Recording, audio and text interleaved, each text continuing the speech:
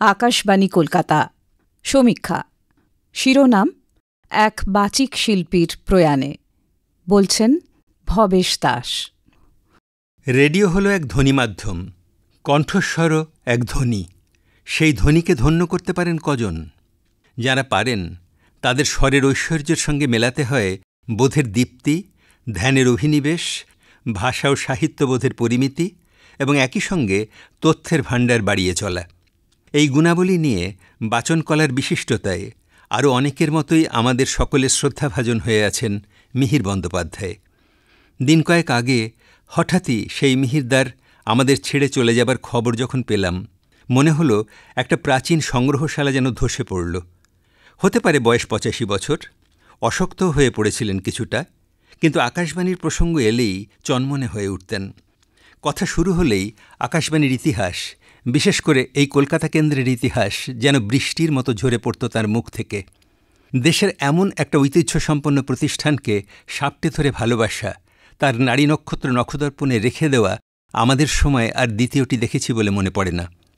তাকে নিতান্তই বিগত দিনের রেডিওর একজন ঘোষক বা উপস্থাপক বললে কমই বলা হবে।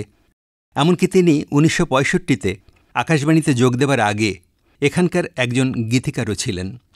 তার গান যে জ্ঞানপ্রকাশ ঘোষ, প্রবীর মজুমদারের সুরে জপমালা ঘোষ, নির্মলা মিশ্র, মঞ্জু বন্দ্যোপাধ্যায়রা গেয়েছেন, তাতেও বলা হলো না কিছুই। বহরমপুরে ছাত্র বয়সে সেই ১৯৫৭ সাল থেকে মগ্ন শ্রোতা হিসেবে রেডিওকে আঁকড়ে ধরা মিহির বেতারের খুঁটিনাটি সব কিছু নিয়ে ভাবছেন, তত্ত্ব তালাশ করছেন রেডিওর হয়ে ওঠার সব তথ্য। বুদ্ধিদীপ্ত চিঠি লিখছেন জয়ন্ত চৌধুরী পরিচালিত গল্পদাদুর আসরে সবিনয় নিবেদনে। তিনিই যে একদিন আকাশবাণীতে যোগ দিয়ে গল্পদাদুর আসর পরিচালনা করবেন, সবিনয় নিবেদন নিয়ে যে পৌঁছে যাবেন শ্রোতার কাছে, একদিন বা এক বছর নয়, টানা ১১ বছর, তাকে নিজেও ভাবতে পেরেছিলেন? উপস্থাপনার অন্তরঙ্গ সুচারু গভীর ভঙ্গি তাকে এই জায়গা দিয়েছিল। রেডিওর বাইরে থেকে একরকম, কিন্তু এই প্রতিষ্ঠানের ভিতরে বড় মাপের বিচিত্র সব প্রবীণ নবীন সহকর্মী শুধু নয়, ১ নম্বর গাস্টিন প্লেসের সেই যুগের ইতিহাসের সব মণিমাণিক্য অধিকত করেছেন মিহিরদা। ধরেছিলেন ডায়েরির কাগজে লিখে নয়, তাঁর মগজে। স্টুডিওর ভিতরে প্রতিভাধর শিল্পী ও কলাকুশলীদের সান্নিধ্য পেয়ে তাদের জেনে নেবার, বুঝে নেবার অন্তর্ভেদী চোখ ছিল তাঁর। আমাদের চাপে সেই ইতিহাস লিখেছেন বেশ কিছু, মুখে বলেছেন তার চেয়েও বেশি, তবুও পুঁজি ছিল অফুরান। আমার কলকাতা বেতার গ্রন্থের ৩ খণ্ড তৈরি হতে পারত না মিহিরদার অকৃপণ সহায়তা ছাড়া। আকাশবাণী কলকাতার ৭৫ বছরের দীর্ঘ সময় ধরে ধারাবাহিক যে ইতিহাসভিত্তিক অনুষ্ঠান হয়েছিল, তারও বেশ কয়েকটি স্ক্রিপ্ট লিখে দিয়েছিলেন মিহিরদা। পুরনো দিনের ছবি, গান, সব কিছুর নেপথ্য ইতিহাস নির্ভুল বলে দিতে পারতেন তিনি। এই জন্যেই মিহিরদা চলে যাবার দিন মনে হয়েছিল এক সংগ্রহশালা যেন ভেঙে পড়ল। বাংলা ভাষাকে ভালোবাসতেন গভীরভাবে, শুধু বলায় নয়, লেখায়, শব্দচয়নের মধ্যে আনতেন মধুছন্দের দোলা।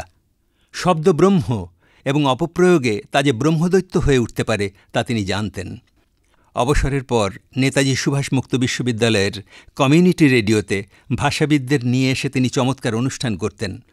তথ্য পরিবেশন বা ভাষার গোলমাল হলে কখনো পরিচয় দিয়ে, কখনো না দিয়ে আকাশবাণী দূরদর্শনের ডিউটি রুমে ফোন করে বলতেন, শুনুন ভাই, এই যে গানটা বাজানো হলো, ওটা বাণী ঘোষালেরও নয়, বাণী সরকারেরও নয়, হবে বাণী কোনার। রেকর্ডে লেখা থাকলেও হবে কোনার।